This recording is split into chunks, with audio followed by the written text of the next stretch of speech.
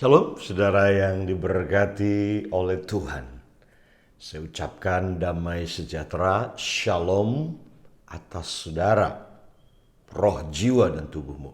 Shalom artinya diberkati, dilindungi, dijagai, dilepaskan, diselamatkan. Itulah arti kata shalom. Pagi hari ini saya mau bacakan sebuah quote kebenaran yang diucapkan oleh Paulus dalam Roma pasal yang ke-8 ayatnya yang ke-11. Roma 8 ayatnya yang ke-11 dikatakan demikian. Dan jika roh kudus, roh dia, rohnya Yesus, roh kudus ini, yang telah membangkitkan Yesus dari antara orang mati, jadi ketika Yesus bangkit pada hari yang ketiga, itu dibangkitkan oleh roh ini, roh kudus ini, roh kehidupan ini.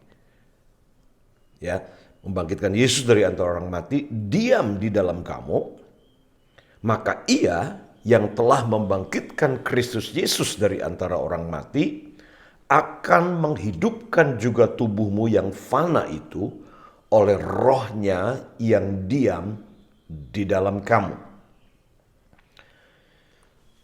Jadi ketika Yesus bangkit dari kematian pada hari yang ketiga, dia bangkit oleh karena Roh Kudus yang adalah roh kehidupan itu. Menghidupkan tubuhnya yang mati, yang sudah terbaring di kubur selama 3 hari itu. Dan inilah yang menjadi ayat pegangan yang dipegang oleh seorang hamba Tuhan, seorang yang dipakai Tuhan dalam kesembuhan ilahi, namanya John G. Lake. Ya, John G. Lake ini kelahiran Kanada tapi besar di Amerika. Dan 1908 Tuhan utus dia ke Afrika Selatan. Pada waktu itu di Afrika Selatan sedang ada wabah penyakit yang mengerikan, the Black Death. Ya. Dan angka kematian begitu tinggi karena wabah penyakit ini. Bahkan orang takut masuk ke dalam rumah. John G. Lake ini diutus berangkat ke Afrika Selatan dan di sana dia terlibat membantu pemerintah. Karena pemerintah mencari bantuan siapa saja yang bisa membantu. Karena tenaga untuk mengangkat mayat dan menguburkan mayat tidak cukup. Dan kadang-kadang John G. Lake terlibat angkat mayat, angkat tubuh yang mati karena wabah ini. Kadang-kadang kuburan secara massal. Nah, sedemikianlah mengerikannya pada waktu itu wabah yang terjadi di Afrika Selatan ini. Dan John G. Lake dia terlibat sampai kemudian dokter bertanya, ya, kok bisa kamu tidak kena penyakit? Kamu tidak kena bakteri penyakit yang membunuh banyak orang ini. Dan John G. Lake dia hanya berkata bahwa kalau kamu memiliki Tuhan, kamu memiliki kehidupan. Kalau kamu hidup satu dan melekat dengan Tuhan, maka tidak ada bakteri yang bisa bertahan di dalam tubuhmu jika rohmu, jiwamu itu melekat bersatu dengan Tuhan. Wow, sebuah pernyataan yang luar biasa. Dan sampai akhirnya John G. Lake dia berkata kepada dokter, mungkin kita bisa melakukan sebuah eksperimen. Dan dokter pertama menolak, ragu. Nanti gimana kalau bereksperimen, ya bakteri ini diambil, dikumpulkan, dan kemudian dites, ditaruh di tangannya John G. Lake.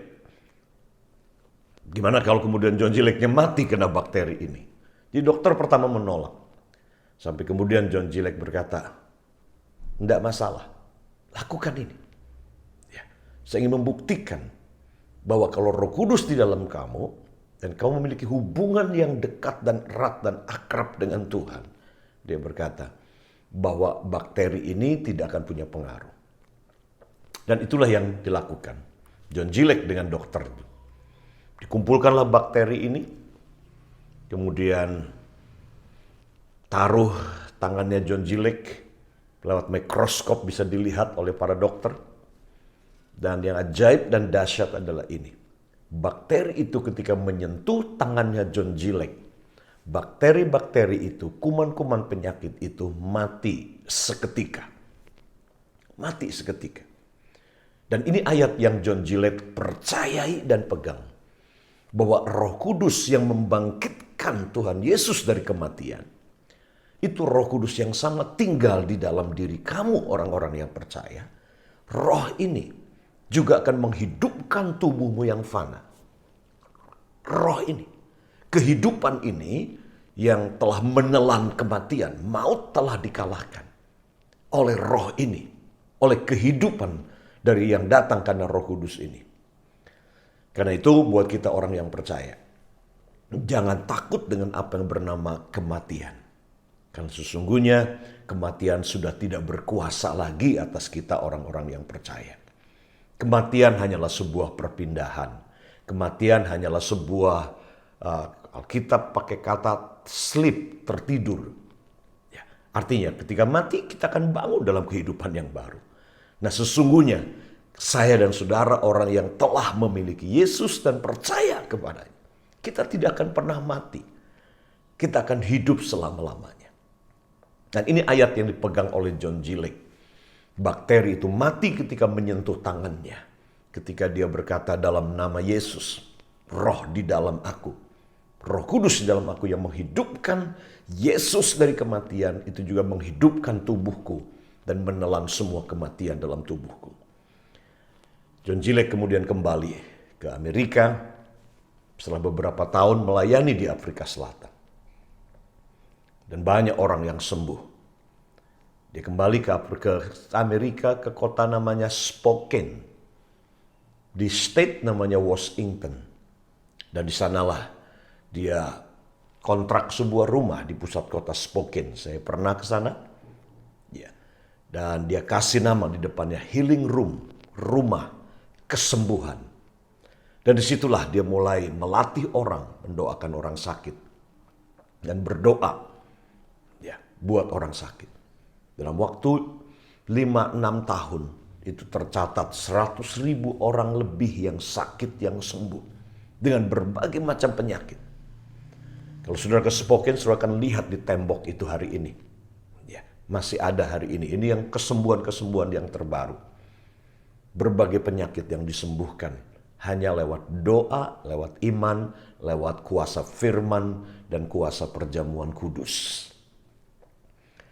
Sehingga kota Spokane ini dijuluki sebagai kota paling sehat di dunia oleh WHO pada waktu itu, 1900-an. Pesan ini saya sampaikan buat kita semua, khususnya buat jemaat umat Tuhan di Indonesia. Tetap melekat sama Tuhan. Yakini dan imani bahwa Roh Kudus yang di dalam kamu itu roh kehidupan yang telah menaklukkan maut. Kita tidak perlu takut kepada kematian. Karena roh di dalam kita itu lebih besar dari roh apapun juga. Mulai apapun selalu pakai nama Yesus. Karena dalam nama itu, nama di atas segala macam virus, nama itu. Dalam nama itu, setiap lutut bertelut dan lidah mengaku bahwa dia adalah Tuhan. So, pakai nama itu kemanapun saudara pergi. Dan pastikan saudara tidak dikontrol, dikendalikan oleh rasa takut kepada COVID. Tapi tetap berjaga, berdoa, dan hidup dengan bijaksana. Damai sejahtera Tuhan Yesus menyertai saudara. Tuhan memberkati saudara.